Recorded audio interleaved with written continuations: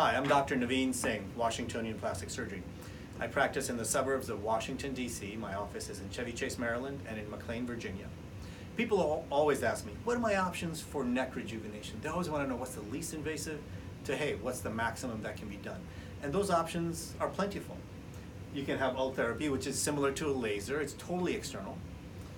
CoolSculpt, again, totally external. It's a suction cup that gets applied to underneath your chin. Usually takes 2 rounds or 2 treatments about a month apart and has some nice results. There's Kybella, which is like Botox. It's a bunch of injections underneath the chin. And again, that's something that requires 2, possibly 3 treatments, but we see a non-surgical reduction of the fat. And then there's surgical options. Like some people, the reason they have a double chin is because they have a weak chin and they need a chin implant. Then again, more extensive or more invasive options are a direct excision of the skin right here. Usually that will leave a scar here, so we save that for older men, typically white men who make a really nice scar and who wear a beard. And then of course, the definitive gold standard for full facial rejuvenation and complete neck tightening is going to be a facelift or neck lift, and that's going to be surgery. So first, let's talk about Ultherapy. It's awake, similar to a laser, in and out, no downtime, no bruising, no nothing. Next. This is the machine. It's microfocus ultrasound. 2 beams shoot in, takes about an hour and a half. And we get results similar to this, where you see a really nice tightening underneath the chin. This is the way it's designed. It can be used to treat the forehead, the brows, the cheeks, and certainly the area underneath the chin. The way it works is because it's microfocus ultrasound, it penetrates deeper than a laser. A laser stops at this very superficial layer of the skin. But an ultrasound penetrates deeply. If anybody that's had an ultrasound or a baby ultrasound, so it can hit the skin, the subcutaneous fat layer, as well as the muscle layer and cause uniform tightening of all of those areas. Because it's ultrasound and not light, not laser, you can use it on complexion that's everything from Nubian black to Mediterranean to fair-skinned white complexion. You can use it in the summertime or the wintertime, whereas lasers, we're really limited to fall, winter, early spring, because in the summer sun, patients with lasers don't respond that well. And what we see with Ultherapy, though, is that some people get a really amazing result, but most people get a nice result. Some people we don't see much at all. But most people, as I said, get a nice result, but it's no substitute for surgery for those people that need surgery. Next, let's talk about CoolSculpting. Again, it's awake. It's a suction cup that gets applied underneath the chin. This is the machine. We have all of these options. It freezes the fat cells and the body comes and says, hey, what are all these damaged fat cells doing here? And let's clean them up and get them out of there. But typically patients need 2 cycles or 2 treatments about 1 to 2 months apart. This is the suction cup being applied underneath the chin. And these are the results that people typically see, but it takes 2 or 3 sessions to achieve that. And again, it's totally external. This is one of the modalities that we have that I'm really not wowed by. I am wowed by Kybella. I'm wowed by some of the other things we're going to discuss. This one, So next, let's talk about Kybella. And it's a set of injections. It's kind of like Botox. It's just a bunch of injections underneath the chin. It helps kill those fat cells and the body cleans those out of there. We design the areas that need to be treated. We're careful around nerves and around bony landmarks. And these are the kind of results that people see. Whether they've got excess fat because of their heredity and their genetics, or aging, or because they've gained weight, some people will develop extra fat right underneath their chin. And Kybella is an effective treatment for that. But as I said earlier, it's just injections in and out of the office, but people do swell.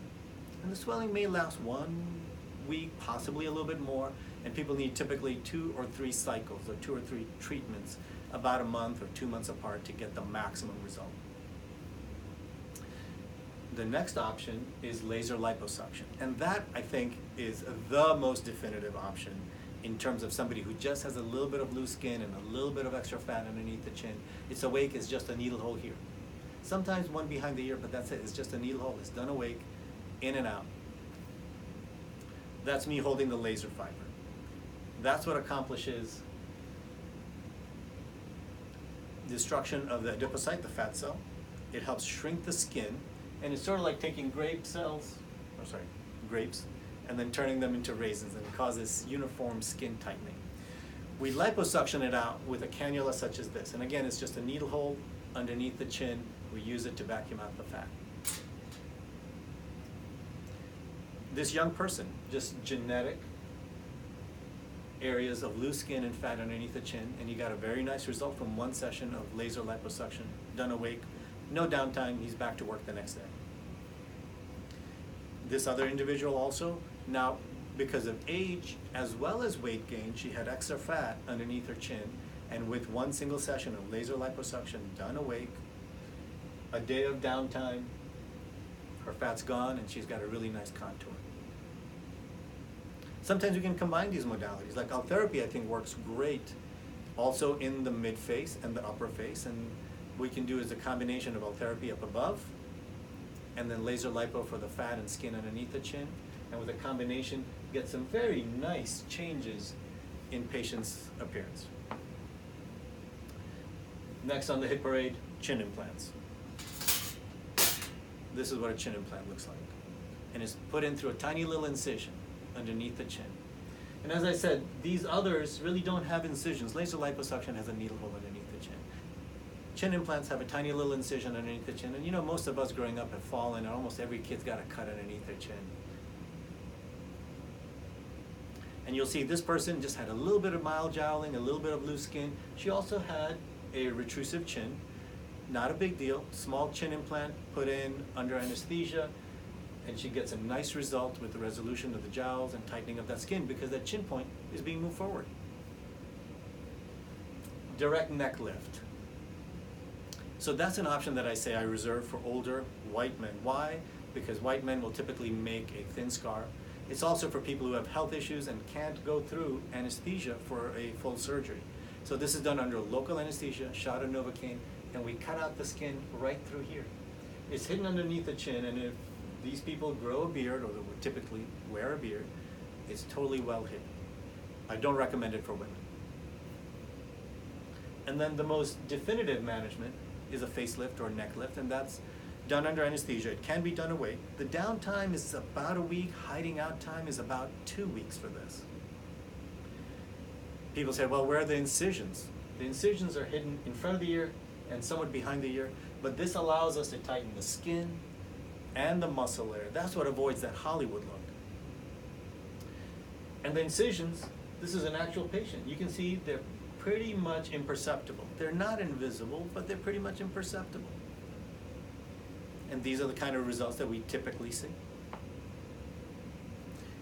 Whether it's a man or a woman, everybody wants a well-defined jawline. The chin is in. And then, of course, there's some people need everything. This woman needed upper and lower eyelid surgery, a neck lift, as well as a chin implant because she had a weak or retrusive chin. So with the combination of that, she just got a darling result. So let's talk in summary about all of these options. Ultherapy, it's done awake, is totally external. In and out, similar to laser, it gets nice results. Some people get an amazing result, some people don't see that much. CoolSculpt, done awake, it's a suction cup underneath the chin, but typically you have to come back for 2 or 3 sessions. And the results are fair. Kybella is just an injection. It's a box like this, there's vials inside. It's like a Botox syringe, we load it up, a couple of injections right underneath the chin. But again, people probably need 2 treatments to get that result. There's some swelling, there's no downtime, but there's a little bit of puffiness after that, so be ready for that. The next option is laser liposuction awake, needle hole here, 1 treatment, definitive, boom, fat's gone, the skin's tightened. The downtime is about half a day. So typically I say do it on a Friday, you're hanging out on the weekend, Saturday, Sunday, go shopping, Monday you can be back at work, no big deal. A chin implant, as I discussed, small cut underneath the chin, is for people who have a smaller chin and they want it advanced forward, and that helps pull the skin forward. It's often done in combination with a little laser liposuction of the chin. The direct neck lift, older white men, is cutting it out right here. It leaves a scar, but it's hidden in a beard. And then, of course, the most definitive option is the facelift or lower face and neck lift, typically done under anesthesia, although we do it awake under local anesthesia for a few patients who are interested. But that's the full package. That's total rejuvenation. I'm Naveen Singh, Washingtonian Plastic Surgery. Hit me up, washps.com.